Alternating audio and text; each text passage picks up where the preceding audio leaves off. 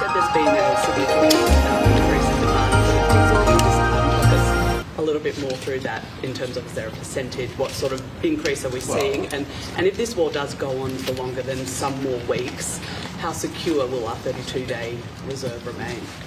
Well, look, we're just seeing a lot of people wanting extra diesel, particularly in regional Australia. And I do understand that, but we do need to have this conversation based on the facts. And the fact of the matter is we have enough diesel in Australia for our needs for the foreseeable future, and there is absolutely no need for panic.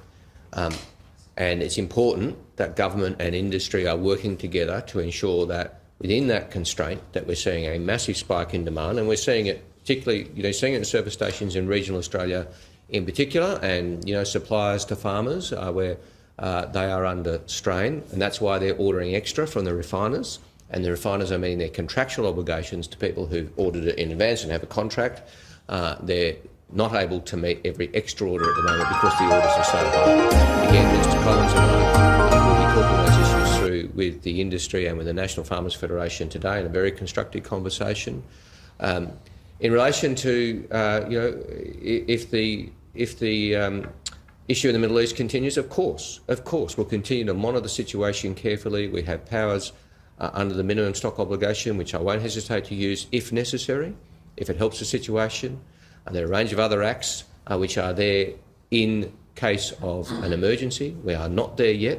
I note that last night G7 ministers met and agreed it was not the right time for an international release of oil, and that reflects our understanding of the situation as well.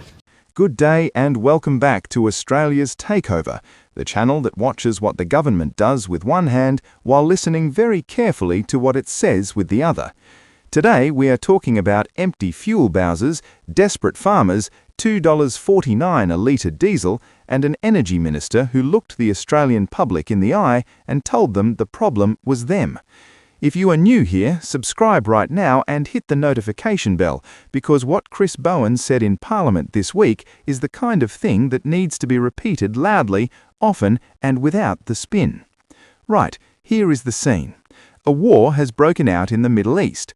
The Strait of Hormuz, carrying roughly 20% of the world's seaborne oil, is effectively closed. Fuel prices are surging at the pump. Regional service stations are running dry. Farmers in New England cannot get diesel for their tractors, their irrigation pumps, or their livestock transport. Independent fuel distributors are being cut off from supply entirely. One major regional distributor told reporters plainly, "We have no access to any fuel from tomorrow. Zero. None out of Brisbane, none out of Newcastle. Zero." And into this moment, this genuine, documented, boots-on-the-ground crisis in regional Australia, stepped Energy Minister Chris Bowen. And what did he say? He said the biggest risk to fuel availability in Australia right now is panic buying.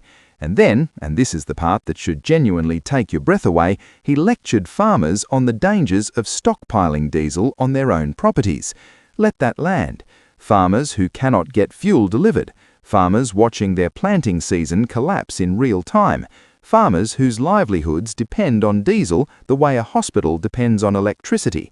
And the Minister for Energy stood up in Parliament and told them that keeping extra fuel on hand was a health and safety risk. That is not a policy response. That is a parent telling a child to stop crying because they are making the situation worse.